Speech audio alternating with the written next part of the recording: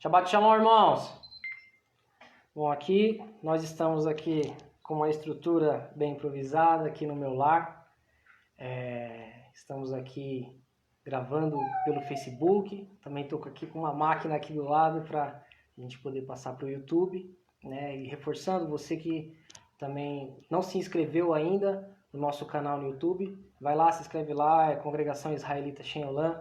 Você que está nos assistindo pelo Face, no canto inferior da sua tela vai ter algum lugar aí que diz: da próxima vez que Congregação Israelita Shem Olam estiver gravando, receba uma notificação, aperta aí também. E você que vai nos ouvir pelo podcast, compartilhe com seus amigos este áudio. E também eu peço aí para os irmãos que, se caso tiver algum problema com a gravação, comentem, avisem, algum problema com o áudio, por favor, nos avisem. Bom, vamos lá, irmãos. Nós estamos na porção número 2, né? Parashá 2. Se você que nos acompanha pela primeira vez não está habituado com essa palavra Parashá, Parashá é a palavra hebraica para porção, né? É um plano de leitura bíblico, né? Como eu sempre falo, um plano de leitura bíblico que separa os 5 primeiros livros da Bíblia em 54 porções. Estamos na porção de número 2. Vamos ler aqui Gênesis 6. Né? Acompanhe comigo também na sua Bíblia. Se você conseguir, não sei se você está assistindo pelo celular, pelo computador, se você conseguir encostar o seu celular aí no cantinho, pegar a sua Bíblia e acompanhar os textos aí comigo. Vamos ler Gênesis capítulo 6, versículo 9. Eis a história de Noa. Em sua geração, Noa era um homem justo e sincero. Noa andou com Adonai, andou com Elohim. Também vamos ler aqui no capítulo 7, versículo 1, para a gente focar no caráter de Noé. Adonai disse a Noa: entre na arca você e toda a sua casa, pois eu observei que nesta geração só você é justo diante de mim.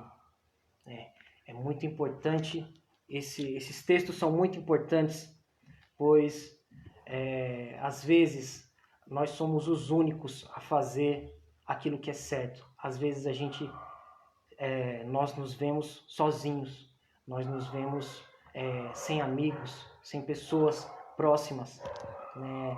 E o importante é que nós façamos aquilo que é certo perante o Senhor, aquilo que é certo perante as Escrituras, mesmo que não tenha ninguém fazendo aquilo que é certo, mesmo que o mundo esteja indo numa direção e a gente esteja indo, e nós estejamos indo em outra, é importantíssimo que a gente faça aquilo o que a Escritura manda. Vamos ler aqui também, ainda no capítulo 6, continuando, né, no versículo 11 e 12. A terra estava corrompida diante de Deus, repleta de violência. Deus viu a terra, e sim, ela estava corrompida, pois todos os seres vivos haviam corrompido seus caminhos sobre a terra. E aí, todos já sabem a história, né? O Senhor envia o dilúvio. Eu vou frisar em alguns textos aqui para que a gente aprenda. Tem muitas pessoas que acabam lendo esses textos que eu vou ler agora e percebem isso a primeira vez. Às vezes já leram a Bíblia toda, já leram mais que uma vez, mas essa parte passou em branco. Capítulo 6, versículo 19. De todos os seres vivos, de todas as espécies de seres vivos, traga 2 para dentro da arca, para mantê-los vivos com você, um macho e uma fêmea. Né? E vamos ler mais para frente agora no capítulo 7, versículo 2. De todos os animais puros, você deve levar 7 pares, e dos animais impuros, 1 par. É muito interessante que muitas pessoas nunca perceberam que Noé ele não levou apenas 2 animais de cada espécie, né? Dos animais puros, ele levou 7 casais, 7 pares, né? Por exemplo, tinha 7 pares de bovinos, né?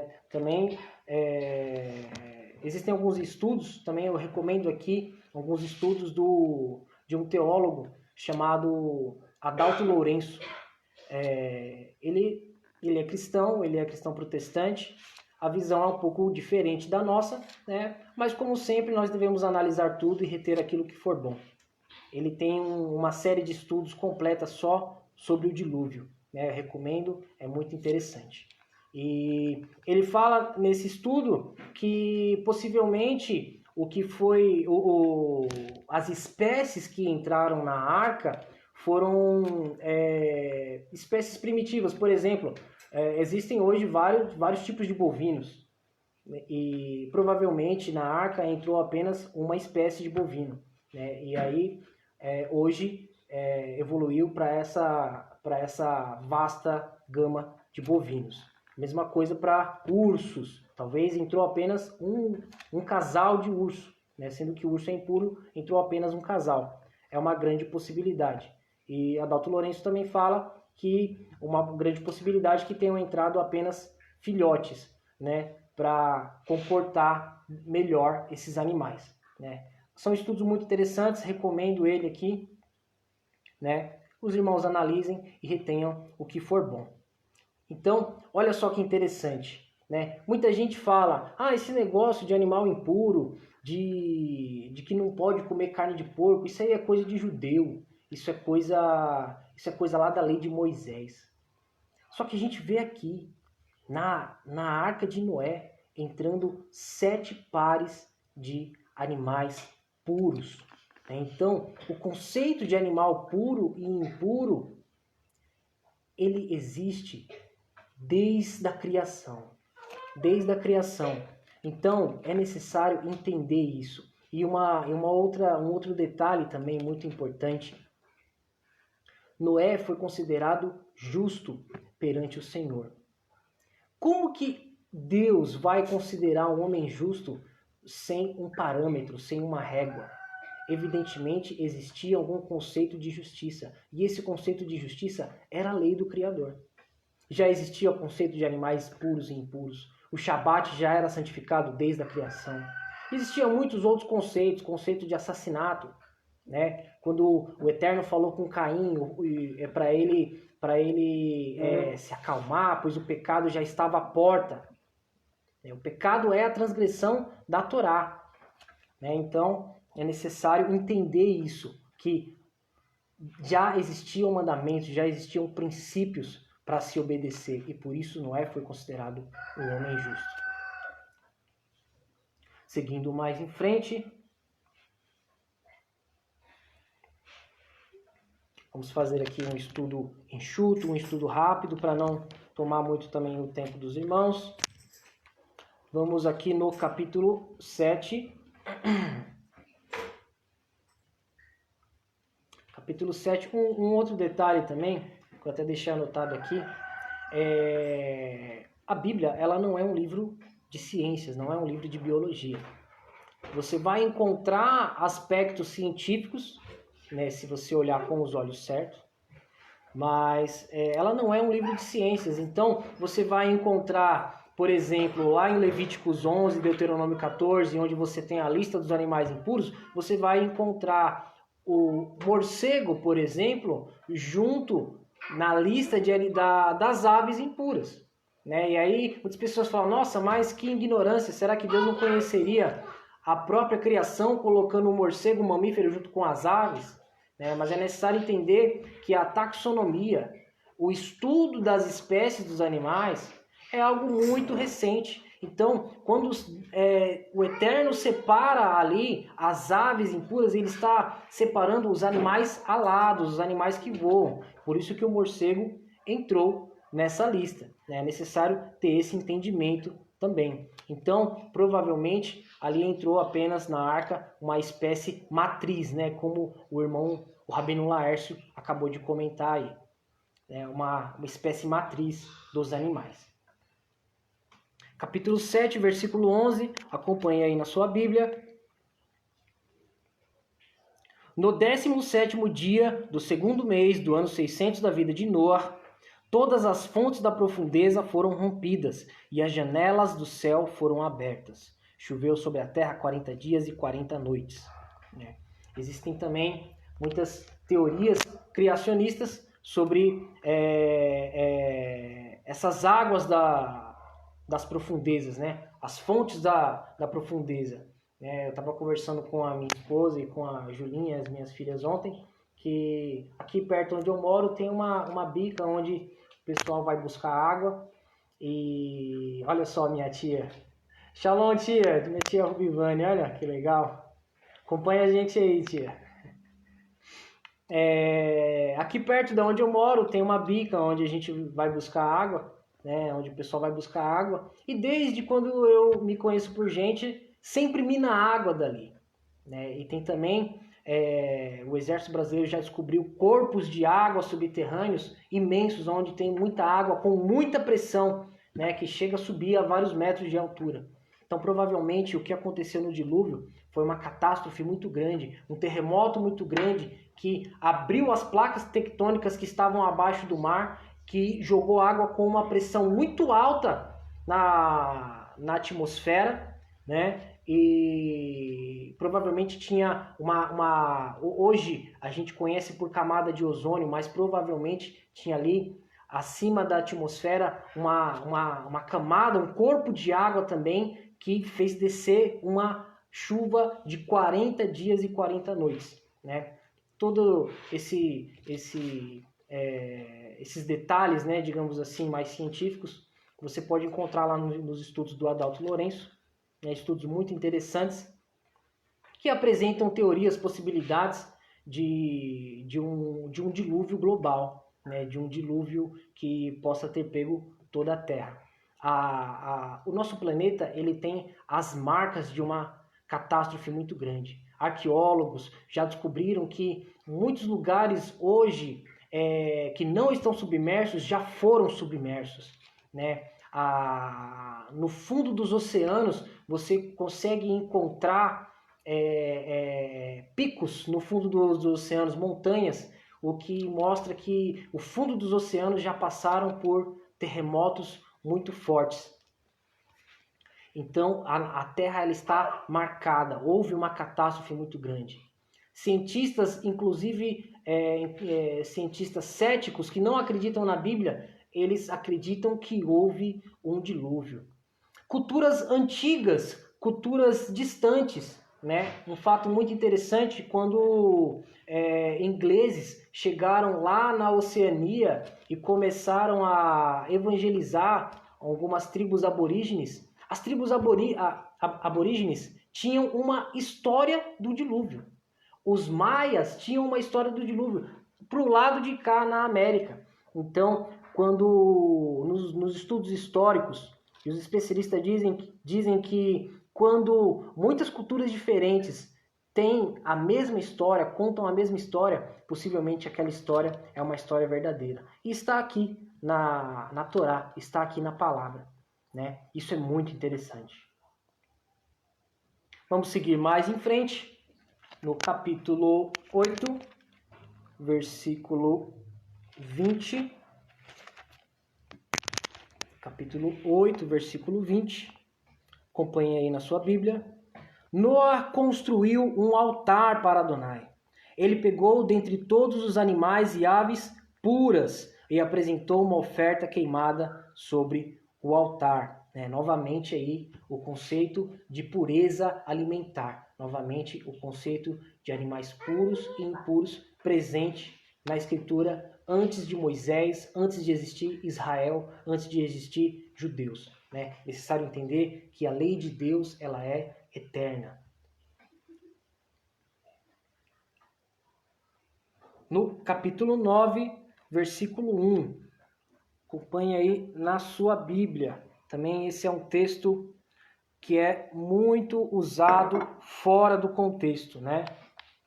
Eu não sou muito de entrar em debates, em discussões, mas uma certa ocasião um rapaz mandou esse texto aqui que eu já vou ler falando que se pode comer qualquer coisa. Vamos lá, capítulo 9, versículo 1. Deus abençoou Noá e seus filhos e lhes disse: sejam férteis, multipliquem-se e encham a terra. Medo e temor de vocês estarão em todo animal selvagem, pássaro do ar, criatura que habita no solo e peixe do mar. Eles foram entregues a vocês. Foco no versículo 3 agora. Todo ser que se move e tem vida servirá de alimento para vocês. Como dei anteriormente a vocês as ervas, agora dou tudo a vocês. Esse texto é muito usado fora do contexto para falar que você pode comer qualquer coisa que se move. E é um absurdo de interpretação, porque se você comer qualquer coisa que se move, você pode ser canibal, então, porque um ser humano se move. E ele fala, assim como dei anteriormente as plantas, verduras, O Eterno deu as plantas, verduras para o povo pré-diluviano se alimentar. Mas será que eles comiam plantas venenosas? Será que eles comiam plantas que faziam mal para eles? Certamente não. Então é necessário entender que às vezes você generaliza algo, mas não é tudo de tudo.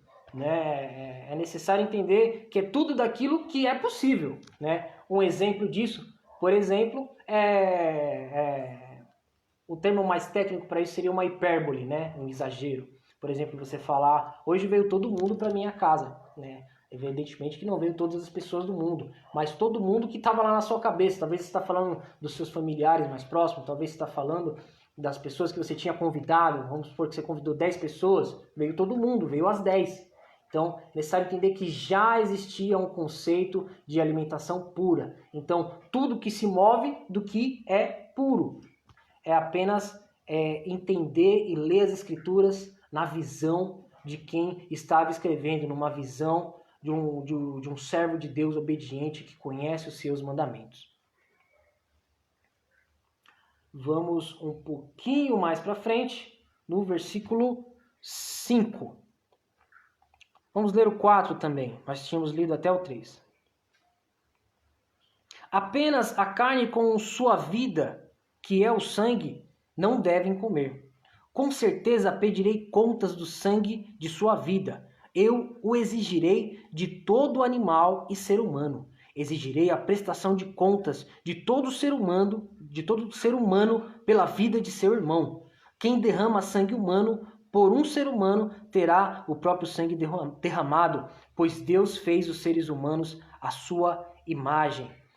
Interessante ali no começo do versículo 5, com certeza pedirei contas do sangue de sua vida, eu o exigirei de todo animal e ser humano.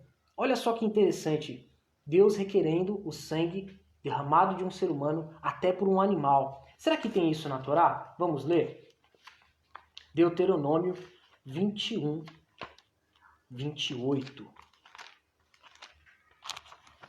Deuteronômio 21.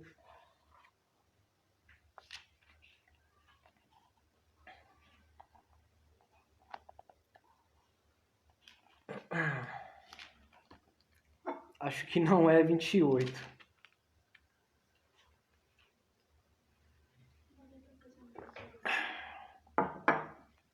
Só um minuto aqui, que eu acho que eu fiz uma pequena anotação errada aqui. Depois a gente retorna para esse texto. Vamos lá para Gênesis capítulo 9.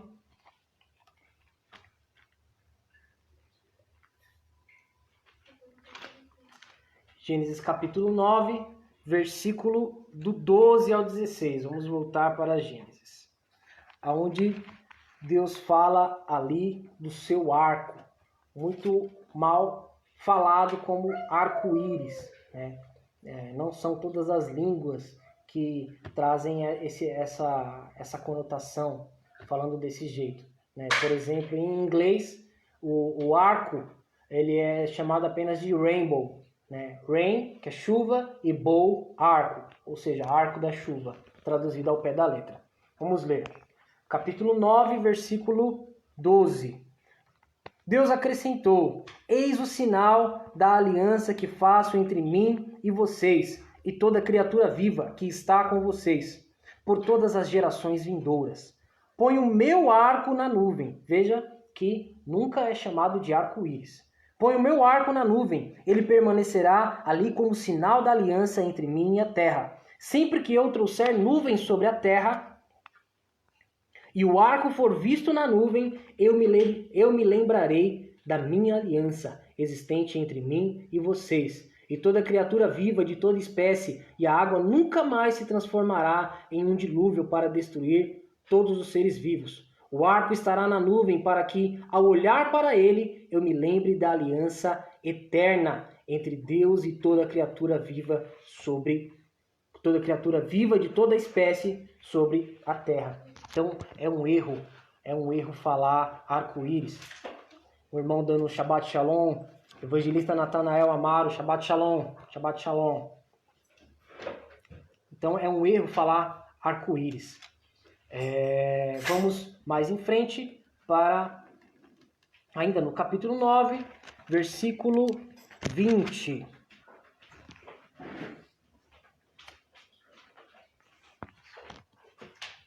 Vamos lá, capítulo 9, versículo 20. Noa, um agricultor, foi o primeiro a plantar uma vinha. Ele bebeu tanto do vinho que se embriagou e deitou-se descoberto em sua tenda. Ham, ou Cã, o pai de Canaã, viu seu pai exposto à vergonha. Saiu e o disse aos seus irmãos, Shem e Jefete, Sem e Jafé. Pegaram uma capa, puseram-na sobre os ombros de ambos e, andando de costas, entraram e cobriram o pai nu. Suas faces estavam viradas para não verem o pai ali, exposto à vergonha. Quando Noa despertou do vinho, soube o que seu filho mais novo lhe fez. Ele disse, maldito seja Canaã, ele será um servo dos servos de seus irmãos.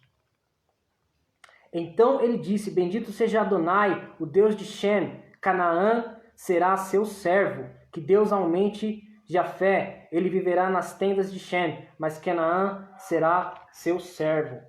Muito interessante aqui que Noé, ele não amaldiçoou o seu filho, mas o seu neto. Por que será? Pois foi o seu filho que viu ali a sua vergonha e não foi cobrir seu pai, ele não agiu ali, ao invés dele ter coberto seu pai, ele foi contar para os seus irmãos e aumentou ainda mais a vergonha do pai dele, né? Vamos ver por que será que isso aconteceu. Vamos voltar lá no versículo 1 do capítulo 9. Deus abençoou Noa e seus filhos. Cã, filho de Noé, já tinha sido abençoado. Ele já tinha a bênção de Deus. Ele já tinha a bênção de Adonai. Ele não poderia ser amaldiçoado pelo seu pai, pois ele já tinha a bênção. Da mesma forma, o Shabat, da mesma forma, o sábado, ele já foi separado. Ele já foi abençoado. E não pode ser mudado. Muitos dizem que esse negócio de sábado ele é coisa de judeu. Mas veja, o sábado ele foi abençoado na criação. Ele foi santificado na criação. Como pode ser algo que foi santificado pelo Eterno, trocado por um outro dia ou esquecido por Deus? Será que essa falácia é verdade? Evidentemente não. Se Noé não conseguiu nem ao menos amaldiçoar o filho, pois tinha sido abençoado por Deus, quem dirá o Shabat, o sábado, uma obra da criação, a coroa da criação. Vamos seguir mais em frente. Alguns textos interessantes aqui, né? Um pedaço da genealogia, né? Vamos ler aqui capítulo 10, versículo 4 e 5. Já estamos aqui com 24 minutos. Vou correr aqui, não quero tomar muito tempo dos irmãos. Vamos para o capítulo... Vamos pular para o capítulo 11. Uma coisa muito interessante, uma informação muito interessante. Muitas pessoas questionam, mas como Matusalém viveu 900 anos, como alguns homens viviam 600 anos, né? Quem está acompanhando desde o começo, né? Eu comentei que possivelmente a Terra pré-diluviana, o nosso planeta, ele era muito diferente. Ele tinha uma pressão atmosférica diferente, pois é muita chuva que se deve cair em 40 dias para cobrir a montanha mais alta, né? Para cobrir toda a Terra. Tem que ser muita água. Então, possivelmente, né, alguns cientistas, alguns estudiosos dizem que a pressão atmosférica ela seria um diferencial para a longevidade do homem, né? É muito interessante que existem câmaras isobáricas, se não me falha a memória, é esse nome. São câmaras que são pós-cirúrgicas e você coloca ali um paciente, lá tem uma pressão maior e o paciente ele se recupera mais rápido de uma cirurgia. Olha só que interessante. E uma informação muito interessante, vamos lá para o capítulo 11, versículo 16. Olha só que interessante. Os homens pós-diluvianos tiveram a sua longevidade, tiveram uma queda muito grande. Se você pesquisar no Google, tem uma constante, digamos assim, uma constante matemática que se chama curva de degradação. Todo material ele tem uma curva de degradação. Todo material ele começa lá em cima com uma qualidade e com o passar dos anos chega a um ponto que a qualidade dele cai muito e depois estabiliza. Se você pegar a longevidade do ser humano na linha do tempo, você vai ver que o ser humano começou bem longevo, chegando a 900, 700 anos. E em algum momento da história essa curva caiu abruptamente e depois estabilizou com cerca de 100 e poucos anos. Quando será que foi essa curva? Vamos descobrir? No versículo 16 do capítulo 11. Gênesis, capítulo 11, versículo 16. Por isso é muito importante, irmãos, não pular as genealogias. A gente costuma, às vezes, pular a genealogia, aquela coisa meio maçante, mas às vezes tem segredos na genealogia. É muito interessante nós lermos a palavra do Eterno com diligência. Não apenas ler, mas estudar. Olha só, versículo 14. Desculpa, versículo 16. Vamos do 10. Do 10. Capítulo 11, versículo 10. Eis a genealogia de Shem. Shem tinha 100 anos de idade quando gerou Arpacxad, 2 anos após o dilúvio. Depois do nascimento de Arpacxad, Shem viveu outros 500 anos e teve filhos e filhas. Arpacxad viveu 35 anos e gerou Shelah. Olha só, o primeiro filho de Sem, foi com 100 anos. O filho dele já teve filho com 30 e poucos anos. Já tem uma mudança muito grande aí. Gerou Shelah. Depois do nascimento de Shelah, Arpacxad viveu outros 400 anos. Caiu um pouco. 403 anos e teve filhos e filhas. Shelah viveu 30 anos e gerou Ever. Depois do nascimento de Ever, Shelah viveu outros 403 anos. Mesma coisa, teve filhos e filhas. Versículo 16. Ever viveu 30 anos. Viveu 34 anos e gerou Peleg. Depois do nascimento de Peleg, Ever viveu outros 430 anos. Mesma coisa. Peleg viveu 30 anos e gerou Reu. Depois do nascimento de Reu, Peleg viveu outros 200 anos. 209 anos, caiu pela metade. Teve filhos e filhas. Reu viveu 32 anos e gerou Serug. Depois do nascimento de Serug, Reu viveu outros 207 anos. Serug viveu 30 anos e gerou Naor. Depois do nascimento de Naor, Serug viveu outros 200 anos e teve filhos e filhas. Naor viveu 29 anos e gerou Terah. Depois do nascimento de Terah, Naor viveu 119 anos e teve filhos e filhas. Se você esboçar um gráfico, você vai ver que a curva de longevidade do homem é muito parecido com a curva de degradação de muitos materiais.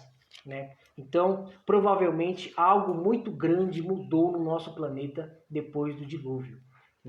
Eu lembro que há alguns anos atrás, quando teve um tsunami na Ásia, alguns astrônomos falaram que a Terra teria desviado um pouquinho do seu curso, né? Ela teria se inclinado do seu eixo. Obrigado, minha esposa está aqui atrás e está me ajudando.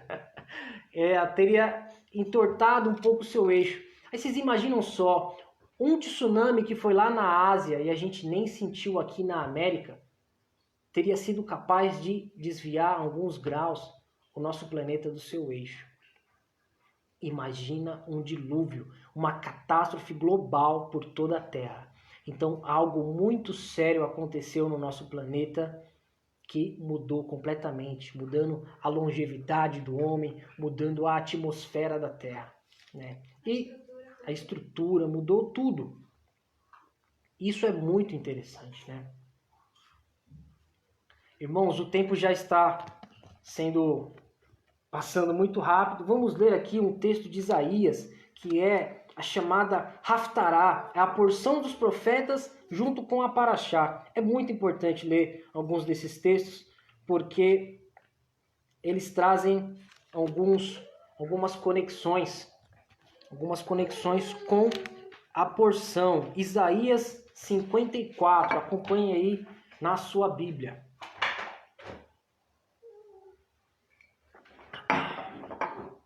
Isaías 54. Isaías 54, vamos do versículo 1 ao 17. Cante, mulher estéril que nunca teve um filho. Irrompa em canções, grite de alegria, você que nunca esteve em trabalho de parto, pois a esposa abandonada terá mais filhos que a mulher que vive com o marido. Diz Adonai, amplie o espaço de sua tenda, estenda as cortinas de sua morada, não o impeça, alargue as amarras, prenda com firmeza as estacas da tenda, pois você se espalhará para a direita e para a esquerda, e seus descendentes possuirão as nações, e habitarão nas cidades desoladas. Aqui a gente está vendo que o Eterno está falando de Israel. Versículo 4, não tema, pois você não terá vergonha, não se desencoraje, pois você não será desgraçada, você esquecerá da vergonha da juventude, não se lembrará mais da desonra de ser viúva, pois seu marido é seu Criador. Jeová Tsevaot é seu nome, o Santo de Israel é seu Redentor. Ele será chamado o Deus de toda a terra, pois Adonai a chamou de volta. Como uma esposa abandonada e afligida pela tristeza, uma esposa casada em sua juventude não pode ser rejeitada, diz seu Deus. Eu a abandonei por um pouco, mas a recebo de volta com grande compaixão. Aqui o Eterno está falando de Israel restaurado. Estive irado por um momento e escondi minha face de você, mas pela graça eterna terei compaixão de você, diz Adonai, seu Redentor. Para mim, isso é como o dilúvio de Noa. Jurei que nenhum dilúvio como o de Noa jamais cobriria a terra outra vez. Então juro agora, ficarei irado com você outra vez. Juro agora que nunca ficarei irado com você outra vez, nem voltarei a repreender você. Aqui o Eterno está falando de Israel restaurado. Pois as montanhas podem mudar e as colinas podem ser removidas. No entanto, minha graça jamais a abandonará. A minha aliança de paz, Brit Shalom, não será removida. Diz Adonai que se compadece de você. Entre nessa aliança, você que está nos assistindo ou que está nos ouvindo. Entre nessa aliança. Mais para frente, 2 capítulos para frente, Isaías 56 fala que o gentio que abraçar a minha aliança terá um nome mais excelente do que filhos e filhas. Você talvez não tem descendência judaica, não tem descendência israelita. Você é gentil até que se prove o contrário. Eu sou gentil até que se prove o contrário. Mas eu abracei a aliança do Eterno, que é o Shabat e a sua Torá. Entre nessa aliança e você vai ser este personagem deste texto que eu estou lendo agora. Vamos ao o versículo 11, ainda do capítulo 54. Ó cidade assolada pela tempestade, desconsolada, eu estabelecerei suas pedras da melhor maneira. Lançarei seus fundamentos com safiras, farei suas janelas brilhar com rubis. Jerusalém restaurada. Seus portões com granadas, seus muros com pedras preciosas. Todos os seus filhos serão ensinados, discipulados por Adonai. Seus filhos terão grande paz, grande shalom, aleluia. Em retidão você será estabelecida, longe da opressão, sem nada a temer, longe da ruína, pois isso não se aproximará de você. Qualquer aliança formada contra você não será minha obra. Quem tentar formar tal aliança cairá por sua causa. Eu criei o artífice que sopra as brasas e forja armas para cumprir o seu propósito. Também criei o destruidor para operar a destruição. E agora um dos textos de Isaías mais usado fora do contexto, o versículo 17. Nenhuma arma forjada prevalecerá contra você. Na corte você refutará toda acusação. Os servos de Adonai herdarão tudo isso. A recompensa de sua retidão procederá de mim, diz Adonai. Aleluia. O versículo 17, o último, muito usado fora do contexto, né? Muito usado em muitas pregações, em muitas pregações de muitos homens, né? Nenhuma arma forjada contra ti prevalecerá, né? Texto usado fora do contexto, pois esse texto é direcionado a Israel. E se você não tiver na aliança, se você não tiver aliançado, digamos assim, se você não fizer parte da aliança, que 2 capítulos para frente, lá em Isaías 56, fala que é o Shabat, é os mandamentos do Eterno, você não se enquadra neste versículo. Faça parte desta aliança. Estude a Torá, estude as porções conosco, siga nas nossas redes sociais e faça parte também desta aliança. Encerrando, irmãos, vamos para 2 Pedro.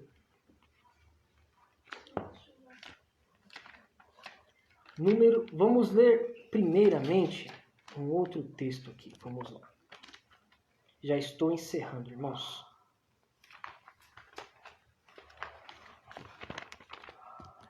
Vamos ler Números, capítulo 31. Eu vou ler aqui rapidamente. Números 31, 23. Tudo que não resiste ao fogo, farei passar pela água. Né? Aqui o Eterno está falando sobre leis de purificação, sobre purificação de objetos. Né? Muitos objetos, principalmente quando alguém passava por lepra, eram para ser passados na água, né? E alguns objetos metais, por exemplo, eram passados pelo fogo. E olha só, uma relação muito interessante. O nosso planeta já passou pela água. O Eterno trouxe juízo ao nosso planeta através da água. O próximo juízo será através do fogo. Vamos ler 2 Pedro. 2 Pedro, para encerrar, 2 Pedro, capítulo 3.